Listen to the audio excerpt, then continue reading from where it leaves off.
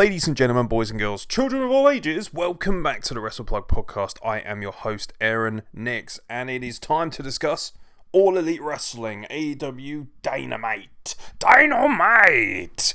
Cracking show once again. Opening up with an extreme banger in the tag team title match. Kenny Omega and Hangman Page defending their titles successfully against a blossoming team of Kip Sabian and Jimmy Havoc. Really starting to enjoy Sabian and Havoc. Now, I sound like a bit of a hypocrite because I am not a huge fan of tag teams that are singles guys, and I was becoming a bit of a grumpy old man at the beginning of this match. One thing I'm not pleased with, not excited about, is the idea of a tag team title match where all four guys come out individually. That's trashy to me. Don't like that. I think tag team wrestling should have a harmony about it. That's part of the joy of what tag team wrestling is. FTR are a really good example of that, as are Best Friends, as are Proud and Powerful, as are the Young Bucks, as are Lucha Brothers, as are Private Party. I could go on. And instead we have two tag teams made up of singles guys. Nothing against them from an athletic standpoint. Absolutely amazing match. Loved it. My only criticism of this match was it ended really rapidly, which I'm not a fan of. But for me, it's time to get these tag team titles off of Page and Omega. And one of the big reasons for that is not necessarily because I don't like them as a tag team, because they have amazing matches, but you've got two monstrous single stars there, and they're fucking around in a division that realistically they shouldn't be as good in as other teams. And I don't think it sets a very good precedent, especially when, you know, one of the big arguments that I'm always told, one of the storylines that they're always pushing is, oh yeah, the Young Bucks, they're the cream of the crop, they're the best tag team. Well, they lost to Hangman Page and Kenny Omega. You know, it's very frustrating when you've got so many world-class tag teams running around. Why are Proud and Powerful on Dark? No offense, don't get me wrong, I like Dark. But at the same time, Proud and Powerful are one of the best tag teams of the modern era. Why are they fucking around on AEW Dark? You know, I love Kip Sabian and Jimmy Havoc, but the fact that they got a tag team title shot before so many other tag teams, I think the booking of the tag team division right now is very slack. Very, very slack. I would like to see more. The quality of the matches is undisputed. It's fantastic. There's no question that they're great. However, at the same time, no. I want to see the tag team division flourish. And now you've got FTR in there as well. You've got absolutely no excuse. You quite literally have every world-class tag team you can ask for. You know, if you can imagine if they picked up the Usos, it'd be game over. Absolutely game over. But nonetheless, an absolutely terrific opener. And that's the way that Dynamite always seems to go every week. They seem to open up with something killer. There are a couple of nice little things as well. I really like Joey Janela ripping off his top at the beginning. Thought that was hilarious. I also really appreciated the Rolls Royce. Get it? Sorry, I thought it was quite funny. Britt Baker in her Rolls Royce mobile with poor old Rebel from TNA fame, of course, sitting beside her. I like it. I do. Britt Baker's character is fantastic. Not a huge fan of the in-ring work, but really, really, really enjoying the dynamic of her character and the obnoxious heel. I think she's one of the better heels on TV right now. Also really digging the idea of Sean Spears and Tully Blanchard. He gave him a glove in a limousine. Not sure if he was going for the old Michael Jackson cosplay or not.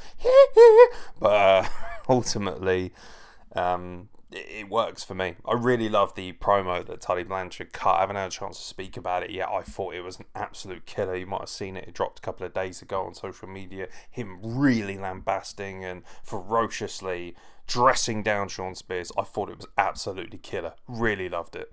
Something that sat very well with me as well was the Jon Moxley Taz Brian Cage dynamic, the build towards their match at Fyter Fest. Brian Cage comes out, Taz cuts one of the best promos I've heard since his original championship run back in the old ECW, back in the late 90s. Absolutely fucking amazing. What a promo. Coming out here, really acknowledging the situation. Something that wrestling doesn't do enough of is notice the little things. Jon Moxley was on commentary last week when Brian Cage ran some poor motherfucker over. Did the same this week. Let's be honest, nobody gives a shit about that. We all give a shit, however, about Moxley versus Cage. That is a sick contest waiting to happen. It's a great dynamic. I think it's far more intriguing and exciting than Brody Lee, particularly when you got Taz spouting off like he was. Talking in his promo about the fact, I saw you on commentary last week, sniggering away like a child. Take this shit seriously. Loved it. Baited him out. Jon Moxley comes out, cuts a great promo, puts the guy over while making sure that everybody knows that he's a bad motherfucker. High quality, much better, because I haven't been a huge fan of Moxley's title run so far. I feel like a lot of that has been down to having pretty lackluster opponents, not necessarily in terms of athleticism, but the booking and the storyline around it just hasn't sat as well with me. This, however, with Taz involved and with Brian Cage being so capable and so different to anybody else as an athlete, really exciting. And I loved it. Loved the dynamic. It had a great feel about it. Every little thing just worked so well. And one thing that I really appreciated as well was as Moxley was leaving, did the old mic drop, you could see Taz saying to Brian Cage, we're in his head. We're in his head. All those little things add up. And if you're watching and you've got a lot of emotional intrigue in the storyline, seeing little things like that just helps stoke the fire a little bit. Brilliant. Brilliant work. How a face and a heel dynamic should work. This was absolutely textbook. It really was. What a great template for other promotions, indie promotions, major league promotions. Doesn't really matter. If you're a wrestling aficionado or you're a student of the game in any way, watching this, you can really draw great elements from it. Something that really sets AEW Dynamite apart for me, and I watch all wrestling and I love all wrestling, but one thing that I love about Dynamite, and I feel that they do it better than most companies. The other company that I feel may be on a par with them is Impact, actually, and I feel like they don't get nearly enough credit for it, is the backstage stuff, the little vignettes, the little bits of storytelling that you get. Matt Hardy backstage with Private Party. Really funny, really cool, good fun. Just lovely. The idea of Matt Hardy not only being a big star at All Elite Wrestling, but also giving back and helping flourish tag team wrestling a little bit. Great storytelling after last week, and also really cool to hear that the knee injury hasn't affected things too badly. It might have been a work for all I know. I don't know, but either way, if it wasn't, really pleased for him, and if it was, hey, well done, got me. Hook, line, and sinker. Also really like the Lance Archer segment as well. That poor Alex Marquez, I swear to God, he's getting abused every week. He's becoming, I don't know, he reminds me of Kevin Kelly back in the day. Who remembers Kevin Kelly getting abused by The Rock every week, being called a hermaphrodite and all this horrible shit? It's just a little bit like that. Lance Archer just decking some random luchador in a fucking building site, and even like Jake Roberts is like, sorry about that, he's a little bit unhinged. I like it. Thought it was really good, really enjoyed it. And even Matt Hardy, after he'd spoken to Private Party, bumping into Sammy Guevara, who of course is one of my favourite wrestlers, hands down, and just saying, Sammy, we're cool, and he's looking at him like, what the fuck? Brilliant, because it may have just been a throwaway segment, or maybe it's leading to something more. You don't know, do you? But either way, it's very cool. I like these little interactions. I think they just add something to the product. It's not just all about smash mouth wrestling, because I think when Dynamite started, people had this opinion that, this is going to be a very indie-rific, PWG-esque platform. We're going to have a lot more wrestling than we are sports entertainment and shit. And actually, the sports entertainment works just as well. Just needs to be done right. That's all it is. Nobody hates sports entertainment. People just want it to be done right, but they also want it to be sports entertainment intertwined with wrestling. That's the big difference, I think, for a lot of us, at least in my opinion. Boom, boom. Colt Cabana versus Chris Jericho, the GOAT. I enjoyed this, actually. I mean, who isn't going to enjoy watching Chris Jericho wrestle? Man, he's just timeless. He really is, for my money, in my opinion at least, the greatest of all time. I really believe that's starting to become true. I don't like making big sweeping generalizations, especially when, wrestling is kind of forever and it's always going to keep going. There's always going to be a next great man and next great woman. But for my money and for, what I've gone through as a wrestling fan and what I've watched my entire life, Chris Jericho for me is probably the greatest all-round performer I've ever seen. Consistently over an incredible period of time, and I think that's why he's the GOAT for me. And he had a good, solid, serviceable match. Colt Cabana looked great. He got Colt Cabana over more. I like Colt Cabana. He's really infectious, really fun, and this helped legitimize him a little bit more for me because, since he's come in, a decent match with Lance Archer, nothing to write home about in my opinion, but this really sets him apart, and people will take notice because he was in the ring with someone like Chris Jericho. And a lot of people might say, oh, whatever, Jericho won, so it doesn't really matter. Yeah, but the fact of the matter is, Colt Cabana, what's he doing 5 years ago? Toiling away on the indies, no disrespect. Doing great things, to be fair, and I love the indies, but this is a step up for a lot of guys. And for him to get in the ring and show that he's more than capable of hanging with somebody of Chris Jericho's quality and star power, it's great. I thought the match was really good, really enjoyed it. Also really enjoyed Jericho on the mic, because Jericho on the mic equals a extremely large amount of money. Not so much Sammy Guevara singing his theme, which I popped my tits off for, but I was also like, Jesus Christ, somebody has let the cat out of the bag. It was just horrendous, but it was funny. It was funny horrendous, and that's the kind of horrendous you want.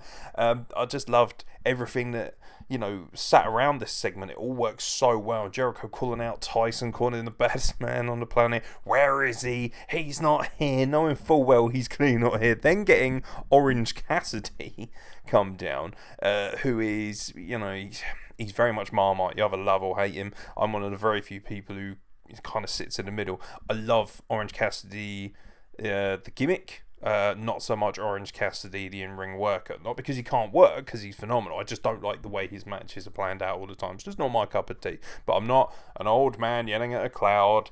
I just, like I say, it just doesn't work for me as much. But I really enjoyed this use of him. The fact that Chris Jericho's giggling his ass off a little bit as he's putting his hands under his belt, and I thought it was quite funny. I liked it.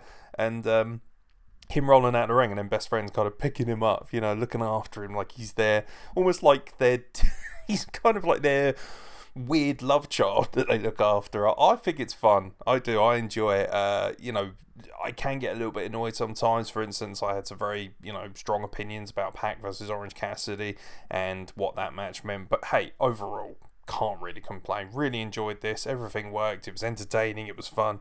Just what I'm coming to expect from AEW every week. Big Swirl versus Nyla Rose, time to shift gear into the women's division. Excellent match. It's about fucking time we saw more of Big Swirl. She's been at ringside, absolutely killing it as a fan, inverted commas, really adding a great amount of audible content to the show, but she's got a lot of credibility. She is, for me, their most untapped resource in the women's division. Absolutely outrageous that she's not wrestling every week. She is a specimen. She looks incredible. She's beautiful. She's black. She's bold. She's fucking amazing. Absolutely amazing. And, far be it from me to hop onto a bandwagon for the sake of wrestling, because that's not what I'm about, especially being mixed race myself. But in this current climate, I think it's very cool. Very, very cool and very beautiful to see two very strong, powerful black women who represent their brand, their creed, their race, whatever you want to call it, their culture, and putting on just a fantastic spectacle. Big Swole comes up a little bit short, losing out to Nyla Rose. Don't think there's any shame in that. Nice to see that Nyla Rose is still being represented and presented as this strong, powerful individual, this beast of the women's division, and really enjoyed the nonsense afterwards as well. Getting in the face of Britt Baker, she kind of tries to crash the barrier with the golf cart / Rolls Royce, very good. And, Big Sword's like, oh hell fucking no. He just goes flying over there with a steel chair. And also I love the fact that MJF didn't want none either, man. He's all tall. He was like, nah, you're right, mate. I'll just stand back. Even Wardlow was like, fucking not getting in the way of this amazing woman. Yeah, brilliant. Big Swole looks powerful, strong, sexy, everything you want from an amazing women's athlete. Really cool. And also like the little things as well. Like I was saying, the little things. You had Hikaru Shida at ringside, great facial expressions, getting involved despite the fact that she wasn't involved, if you know what I mean. You know, she's at ringside, she's the women's champion, she's not involved in a match herself, she's not really involved in the rivalry, so to speak, but of course she's going to take an interest because it's the women's division and these are possible contenders for her. Great segment all round, really cool. Great to see the women's division getting a bit of build finally. By far and away, the highlight of the show for me was the segment with FTR being interviewed by Tony Schiavone. I fucking adore this. So good. So good. Immediate impact. Automatically, they feel like two of the biggest stars in this company. That's how good they are. We always knew that they were one of the best tag teams in the world. But now they have an opportunity with more creative control, more creative freedom to express themselves. Absolutely amazing. You think of how good they were expressing themselves in WWE. Imagine how good it's going to be in AEW. You know, the shackles are kind of off a little bit. And I know that sounds quite cliche, but it's kind of true, and it showed in this segment. I love the way they talked more freely. There was more license with the creative language, the eloquence, the way they spoke. Fantastic. Really love it. I love the little face-off with Butcher and the Blade as well. Getting in their face, talking shit. But right before that, there were some great lines, some great content. When they said that the tag team champions, which, you know, I opened the show talking about, aren't a proper tag team. Thank you so much. Beautiful. Absolutely perfect. You know, it might be a work. I might be getting worked because it's kind of how I feel. But it's a great line and it just stokes the fires there. You know, they talked about certain tag teams. They didn't mention the Young Bucks. I love the fact they were like, it's not a dream match. We want to punch them in the face and knock them out in 3 seconds. We're not here to fucking play up to your little 5-star nonsense. I love how almost anti-smart they are while being very smart. I like it. I've always loved them. I've always think they're very capable. I think they're truly a once-in-a-lifetime tag team. And I do like old school vibe with new school content. And that's kind of how they've always felt to me. You know, like the new Tully and Aeron, you know, in so many ways. But they're not. They're themselves. They are FTR. And I like the fact they were like, our name is whatever it needs to be. You know, it's a living entity, so to speak. It just kind of reacts to the situation as opposed to just putting a label on it. I like that. I really like that. And yeah, love the pull apart sort of confrontation. Really love that. Always amused at where these people come from in such a short space of time. It's like all of a sudden 8 men just appear out of the screen and, you know, they're like, whoa, back it up, boys. I love it, to be honest. Wrestling logic is fun sometimes. I love this. Felt really cool. I love the fact they just kind of, you know, almost pie-faced him and then just kind of went, fuck you guys, we're out, we'll see you next week. So next week, the in-ring debut in AEW of FTR against Butcher and the Blade. That is going to be fucking awesome. That alone is worth an entrance fee. That alone is worth my time, my investment. You know, being able to stay up till ridiculously late in the morning to watch something like this in the UK. Absolutely worth my time. Really excited about that. And I thought the segment carried off beautifully. I really did. And finally, your main event of the evening with TV time remaining. God, I love it when they say that. I get well excited. I don't know why. It just reminds me of when I was a kid. Oh, so good. Jungle Boy challenges Cody for the TNT Championship. Thank God this was the main event. Oh, so nice that AEW know what to put on last. This is the match that you wanted to see last. You know, I harken back to my Raw review. Now, I really enjoyed Raw this week, but I didn't like the fact you had this very lackluster ending with Drew McIntyre and MVP. It just didn't feel like a main event. This does. Title on the line. Very much like WWE's United States Championship, this is going to be kind of like an open challenge title. It's very cool that Cody's going to be helping elevate talent. And surprise, surprise, Cody coming out having another world-class match, elevating another talent, making everybody look good. Jungle Boy looks even bigger. Jungle Boy, back-to-back, massive, high-profile matches on a high-profile show. Well, back-to-back of sorts, with MJF, of course, on pay-per-view, and then having this match with Cody on pay-per-view as well, not to mention winning, of course, the Battle Royal last week, so back-to-back, so to speak. I love it. I really love the fact that they're building Jungle Boy. I felt he had a bit of a ceiling when we first started things, but this is really, really working and starting to come into its own. He feels like a fantastic babyface. Got a great look, very good looking guy, great body. Obviously, the gimmick might need a little bit more going forward. He can't just be male Tarzan forever, but I love it. I love where it is, and he's obviously supremely young as well. Being 22 and that talented is so cool. He's got, theoretically 20, 30 years in the business. He could truly end up being an all-time great. You really feel that way. And obviously Cody. I run out of superlatives to describe just how good this guy is. Storytelling, psychology. Jericho is the GOAT, but for me right now, Cody is one of the best wrestlers in the world. I really believe that. And for anyone who's checked out WrestlePlug.com, I wrote this article about who I thought were the top 5 best wrestlers in the world right now. And I had Cody in at number 3. And a lot of people were just like, huh? And I just, honestly, it's worth checking out. If nothing else, because I believe myself to be a very good writer. And I believe in the content that we deliver to people. And also, it's free. And also, if you've got an opinion of your own, you can write your own article, which is awesome. I really believe that. I think there are better wrestlers. For my money, Pac is the best wrestler in the world. That's just my personal opinion.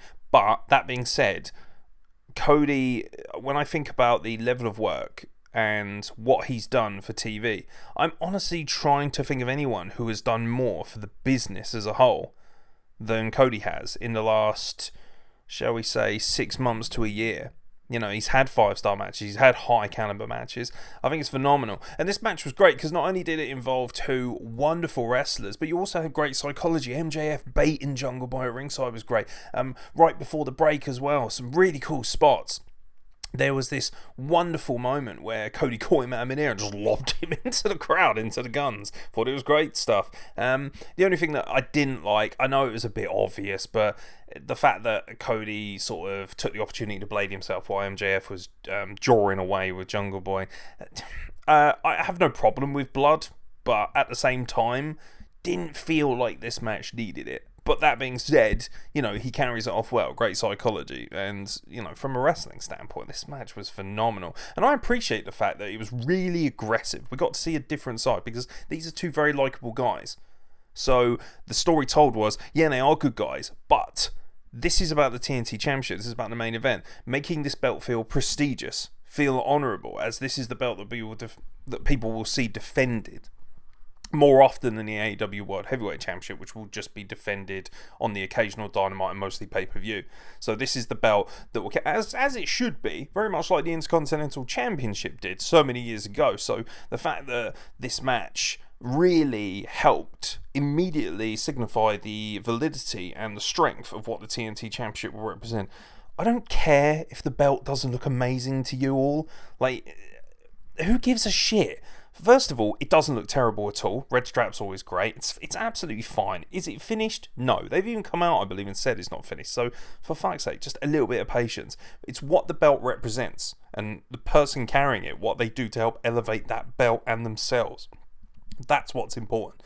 So, I'm amazed that anyone can complain about the idea of Cody having this title. But I'm really excited, and I love, like I say, the physicality of this match. When he's bleeding in the corner, Jungle Boy's really, for a lot of the latter portion of the match, he was just laying fists in, trying to actually draw blood out of Cody. It was really cool to see. Really cool to see Jungle Boy ramp up the aggression. He's not just, hey, look at me, I'm Tarzan with my funny boots and my long hair. No, there was actually a lot more to it. And him and Cody kicked the shit out of each other. And I love physical, meat and potatoes wrestling. You had your high spots in this match, but you also had so much great, strong physicality, superplexes, and by the way, the superplex that Cody gave Jungle Boy was amazing. Just that stalling vertical, honestly felt like he was up there forever, but just a supreme display of power from both men. Extremely excellent storytelling, and of course, Jungle Boy comes up short, but yeah, I honestly run out of superlatives when I watch matches like this. I really felt like this was one of those matches that you'll remember. And just like the match with Darby Allin that he had, Cody, I'm speaking of, just like the match he had with MJF, even Jericho, you feel like the other guy is going to come out of this much, much stronger. And it just clicked in every way. Brilliant storytelling. Little things as well. When he took the belt off and you thought, oh, he's going to whip him with it. And he's like, no, fuck you. Like, I'm still a good guy. I loved it. Thought it was excellent. You got Arn Anderson at ringside as well, playing his part, helping rile up people the right way. All the elements came together beautifully. This, for me, was one of the better matches I've seen on AEW Dynamite for a very long time, because there's been longer matches and matches that have involved a lot more crazy spots, but there haven't always been, you know, just matches that kind of cover everything, and this match did. The insane table spot really was kind of the almost like the exclamation point for everything. Arn Anderson's face, by the way, when they go through the table, I'm not sure if he was in shock or if he was just kind of, he sort of almost looked at it as if to say, well, I was going to eat off that table, but not any fucking more. I'm not. I don't know why, it kind of tripped me out a little bit. I looked at it and just found it amusing, but the spot was so good and they took it flush like absolute monsters. And I love the fact they continued afterwards. You thought, oh god, here we go, they're going to use that as a cheap excuse to kind of get out of it. I know I'm rambling on a bit about this match, but I really believe, and I hope you've enjoyed my opinions, I really believe this was fantastic storytelling. This is the kind of match I really want to see on a regular basis, and I think Cody once again just proves to the world that he truly has everything in his arsenal. And you know, the way he put Jungle Boy down, the fact that he only used his finisher once as well instead of using it twice, which he's been using quite a lot, I like that too. It was a phenomenal contest and a magnificent main event.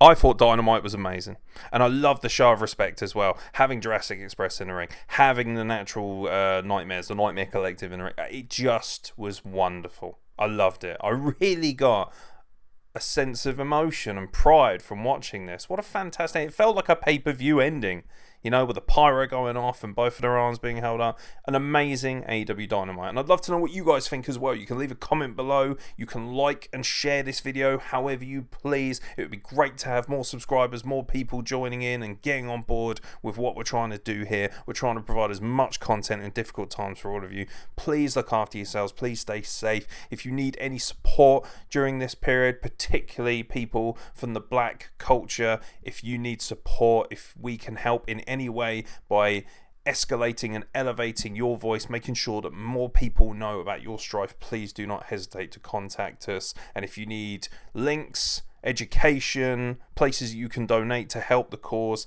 then do not hesitate to contact us as well, so we can provide those for you as well. Thank you very much for checking out the Wrestle Plug, ladies and gentlemen. Don't forget, like, subscribe, and of course, hit the bell icon so you can get notifications of all future content. From myself, Aeron, it's been an absolute pleasure, and we'll see you very soon for more nonsense from the Wrestle Plug.